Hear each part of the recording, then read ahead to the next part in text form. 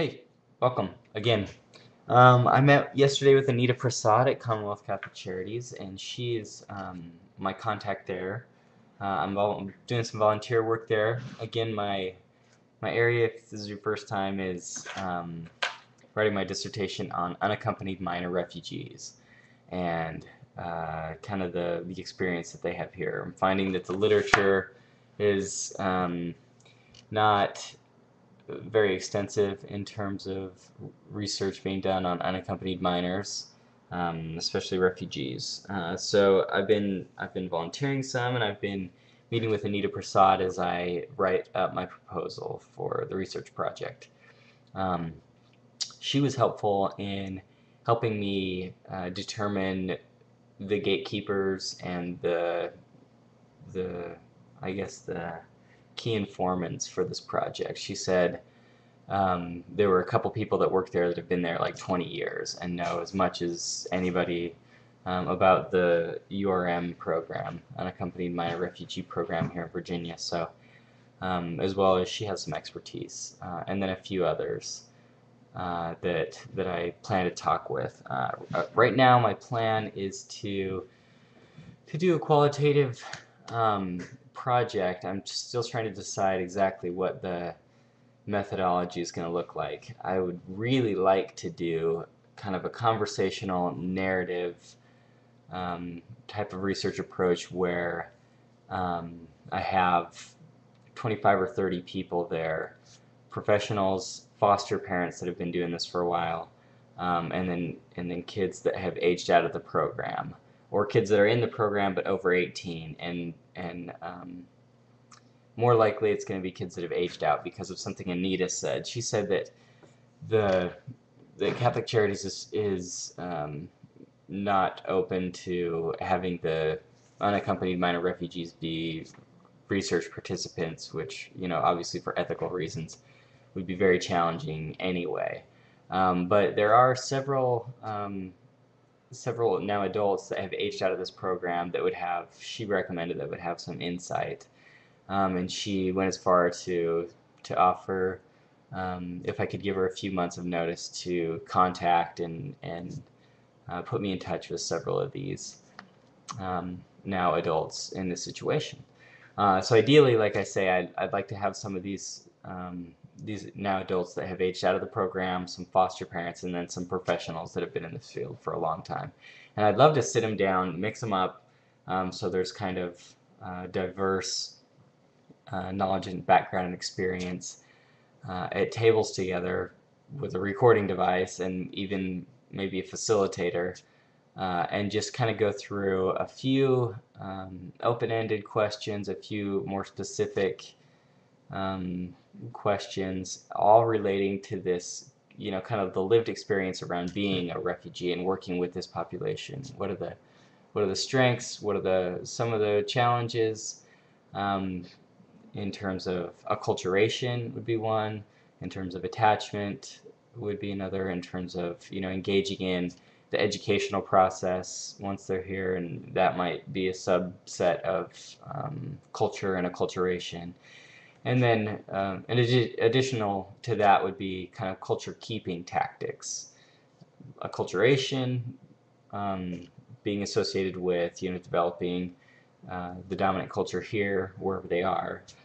In this case, it would most likely be the greater Richmond area here in Virginia. And then, culture keeping, how do they maintain their culture of origin, and how is that a protective factor or a risk factor? And really leave it kind of open-ended and let foster parents who have really been engaged in the front lines of this have a voice, give the professionals a voice who are act as as the advocates of the URM participants, and then the kids that have actually come over, gone through the program for several years, and have had diverse experiences. And so my selection process would be one of very purposive and very for maximum variety is what I'd be shooting for. And if I could get 25 or 30 and just kind of try and collect all that rich word data and transcribe it, it I think it would be render some real synergistic energy as far as really knowledge sharing. Another option is to do individual interviews, which would give me, sheer quantity of data. Sitting down for an hour or two with 25 or 30 people would give me, a lot more. Um, it gives the kind of the individual right, but it puts a lot of the responsibility on me to interpret that data. Whereas, if this is happening organically in a small group setting, then they're kind of taking responsibility. There's some for pulling out the important pieces of that data.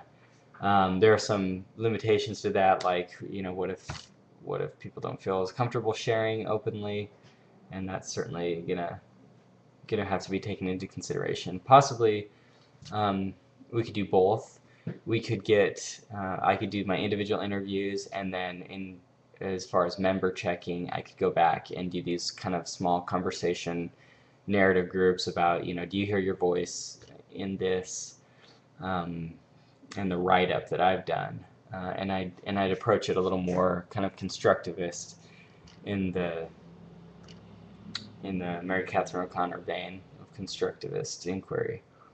So that's where I'm at. I was very encouraged that Anita had some of those tips as far as wanting to look at kids that have aged out, and then that she would be a very accessible person as far as getting the access, which can be really challenging when these kids have come and lived in one area for a certain amount of time, but they aren't necessarily attached here, and so some of the interviews may be facilitated by technology, by webcamming and such.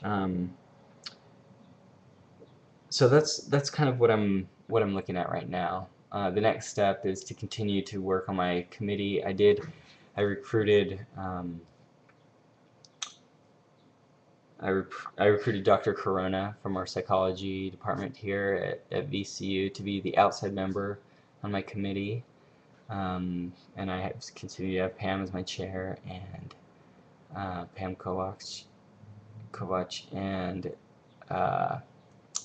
looking at Mary Catherine O'Connor and Umberto Fabello as my other people, and we'll see how that goes. I'd like to name my committee this week, and then get writing as quickly as possible and defend as soon as I feel good about what I've got. Anita was also open to me, sending over some copies of what I'm writing, just to kind of make sure that it's all kind of accurate in terms of her experience. So exciting. I'm moving on, and it's kind of starting to come together. I would have liked to do a more quantitative dissertation, but that's really not where my population, where the knowledge base is with this population. So I'm excited to do a constructivist inquiry. I have some experience doing phenomenological research, and so that's what I'll be engaged in over the next few months, and I'll keep you up to date. Thanks for watching.